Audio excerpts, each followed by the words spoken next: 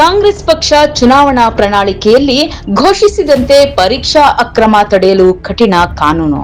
ಕರ್ನಾಟಕ ಸಾರ್ವಜನಿಕ ಪರೀಕ್ಷೆ ಅಧಿನಿಯಮ 2023 ಪ್ರಕಟ. ಏನೆಲ್ಲ ಶಿಕ್ಷೆ, ದಂಡ ವಿಧಿಸಲಾಗುತ್ತದೆ ಗೊತ್ತೇ? ಕರ್ನಾಟಕದಲ್ಲಿ ಕಳೆದ 4 ವರ್ಷಗಳಲ್ಲಿ ಸಾಲು ಪರೀಕ್ಷಾ ಅಕ್ರಮಗಳ ಆರೋಪಗಳು ಕೇಳಿಬಂದಿವೆ. ಅದು ಪೊಲೀಸ್ ಕಾನ್ಸ್ಟೇಬಲ್, ಪ್ರಥಮ ದರ್ಜೆ ಸಹಾಯಕರು, ದ್ವಿತೀಯ ದರ್ಜೆ ಸಹಾಯಕರ ಪರೀಕ್ಷೆ ಸೇರಿದಂತೆ ಹಲವು ಪರೀಕ್ಷೆಗಳಲ್ಲಿ ಬ್ಲೂಟೂತ್ ಮೈಕ್, ಮೆಟಲ್ ಅನ್ನು ಬಳಸುವ ಇತರೆ ಮಾದರಿಯಲ್ಲಿ ನಕಲು ಮಾಡಿದ ಹಲವು ಆರೋಪಗಳು ಇವೆ. ಇದರಲ್ಲಿ ಕೆಪಿಎಸ್ಸಿ ಪರೀಕ್ಷೆಗಳಿಗೆ ಸಂಬಂಧಿಸಿದ ಆರೋಪಗಳೇ ಹೆಚ್ಚು. ಇನ್ನು ಇತ್ತೀಚಿನ ಪೊಲೀಸ್ ಸಬ್ ಇನ್ಸ್ಪೆಕ್ಟರ್ ಹುದ್ದೆಯ ಪರೀಕ್ಷೆಯ ಅಕ್ರಮದ ಆರೋಪ ರಾಜ್ಯ ಮಟ್ಟದಲ್ಲಿ ಮಾತ್ರವಲ್ಲದೆ ರಾಷ್ಟ್ರ ಮಟ್ಟದಲ್ಲಿ ಸದ್ದು ಮಾಡಿತ್ತು. ಇಂತಹ ಪರೀಕ್ಷಾ ಅಕ್ರಮಗಳಿಗೆ ಪ್ರಯತ್ನಿಸುವವರಿಗೆ ಭಯ ಹುಟ್ಟಿಸುವ ಇಂತಹ ಚಟುವಟಿಕೆಗಳಿಗೆ ಬ್ರೇಕ್ ಹಾಕುವ ರೀತಿಯಲ್ಲಿ ಈಗೊಂದು ಕಾನೂನು ರಚಿಸಲ್ಪಟ್ಟಿದ್ದು ಕರ್ನಾಟಕ ರಾಜ್ಯಪತ್ರದಲ್ಲಿ ಪ್ರಕಟವಾಗಿದೆ. ಇನ್ಮುಂದೆ ಯಾವುದೇ ಪರೀಕ್ಷಾ ಅಕ್ರಮ ಎಸಗಲು ಮುಂದಾಗುವವರೆಲ್ಲರೂ ಆ ಚಟುವಟಿಕೆಗಳ ಬಗ್ಗೆ ಆಲೋಚನೆಯನ್ನೇ ಮಾಡಲು ಹೆದರಬೇಕು ಎನ್ನುವಂತಿದೆ ಈ ಕಾನೂನು.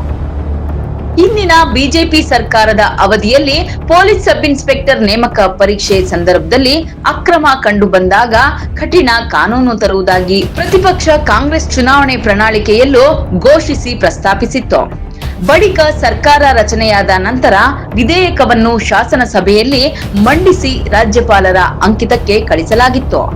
ಇದೀಗ ಮಂಗಳವಾರ ಕರ್ನಾಟಕ ಸಾರ್ವಜನಿಕ ಪರೀಕ್ಷೆ ಅರ್ಥಾತ್ ನೇಮಕಾತಿಯಲ್ಲಿನ ಭ್ರಷ್ಟಾಚಾರ ಮತ್ತು ಅನುಚಿತ ವಿಧಾನಗಳ ಪ್ರತಿಬಂಧಕ ಕ್ರಮಗಳು ಅಧಿನಿಯಮ 2023 ಅಧಿಕೃತವಾಗಿ ಸೆಪ್ಟೆಂಬರ್ 10, 2024 ಜಾರಿಗೆ ಬಂದಿದೆ.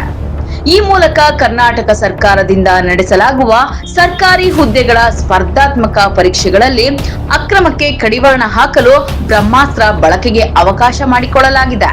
ಸರ್ಕಾರದ ಪರೀಕ್ಷಾ ಪ್ರಾಧಿಕಾರಗಳಾದ ಕರ್ನಾಟಕ ಪರೀಕ್ಷಾ ಪ್ರಾಧಿಕಾರ, ಕರ್ನಾಟಕ ಪೊಲೀಸ್ ನೇಮಕಾತಿ ವಿಭಾಗ, ಕರ್ನಾಟಕ ಲೋಕಸೇವಾ ಆಯೋಗ, ಸರ್ಕಾರದಿಂದ ವಿಶೇಷವಾಗಿ ರಚಿಸಲಾದ ಇತರೆ ನೇಮಕಾತಿ ಸಮಿತಿ, ಇತರ ಪ್ರಾಧಿಕಾರ, ರಾಜ್ಯ ಧನ ಸಹಾಯ ನೀಡಿದ ವಿಶ್ವವಿದ್ಯಾಲಯ, ರಾಜ್ಯ ಸರ್ಕಾರವು ಅಧಿಸೂಚಿಸಿದ ಇತರ ಪ್ರಾಧಿಕಾರಗಳ ಮೂಲಕ ನಡೆಯುವ ಪರೀಕ್ಷೆಗಳಲ್ಲಿ ಅಕ್ರಮ ನಡೆದಾಗ ಈ ಅಧಿನಿಯಮ ಅನ್ವಯ ಆಗಲಿದೆ.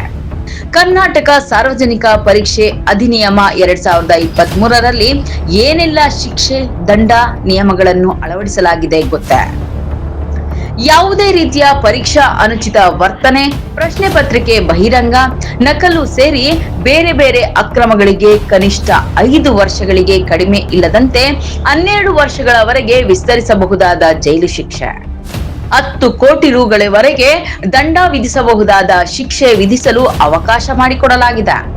ಅಲ್ಲದೆ ಪರೀಕ್ಷಾ ಅಕ್ರಮ ಅಪರಾಧದಿಂದ ಯಾವುದೇ ಸ್ವತ್ತು ಪ್ರಾಪ್ತಿ ಮಾಡಿಕೊಂಡಿದ್ದರೆ ಜಪ್ತಿ ಮಾಡಿಕೊಳ್ಳಲು ಅವಕಾಶ ಇರಲಿದೆ. ಅಷ್ಟೇ ಅಲ್ಲದೆ ಜಾಮೀನು ರಹಿತ ಮತ್ತು ರಾಜಿ ಸಂಧಾನ ಮಾಡಿಕೊಳ್ಳಲಿಕ್ಕಾದ ಅಪರಾಧ ಎಂದು ಪರಿಗಣಿತವಾಗುತ್ತದೆ. ಈ ರೀತಿಯ ಪ್ರತಿದಿನದ ಕ್ಷಣದ ಪ್ರಮುಖ ಸುದ್ದಿಗಳು, ವಿಶ್ವಾಸಾರ್ಹತೆಯ ವಸ್ತುನಿಷ್ಠ ವರದಿಗಳು, ವಿಶಿಷ್ಟ ಮಾಹಿತಿಗಳು ಹಾಗೂ ಮನರಂಜನೆಯನ್ನು ಪಡೆಯಲು ಬಾನು ನ್ಯೂಸ್ ಚಾನೆಲ್ ಅನ್ನು ಸಬ್ಸ್ಕ್ರೈಬ್ ಮಾಡಿ, ಹಾಗೆ ಬೆಲ್ ಬಟನ್ ಒತ್ತಿ.